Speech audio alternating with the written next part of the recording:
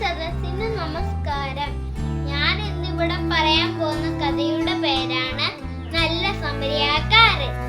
ഒരു മനുഷ്യൻ ജെറുസലേമിൽ നിന്ന് ജെറിക്കോയിലേക്ക് യാത്ര പോകുകയായിരുന്നു. യാത്ര വഴി കള്ളന്മാരുടെ കയ്യിലകപ്പെട്ടു. അവർ അവന്റെ കയ്യിലുള്ള എല്ലാം കൊള്ളയടിച്ച് അവനെ അവശനാക്കി കടന്നു കളഞ്ഞു. അതുവഴി വന്ന ഒരു പുരോഹിതൻ അവനെ കണ്ടിട്ട് മറുവശത്തു കൂടി കടന്നുപോയി. പിന്നെ അതുവഴി ഒരു ലേവ്യൻ വന്നു. അവനെ കണ്ടിട്ട് കാണാതെ പോലെ പോയി. പിന്നെ നല്ല സമരിയാക്കാരൻ അതുവഴി വന്നു.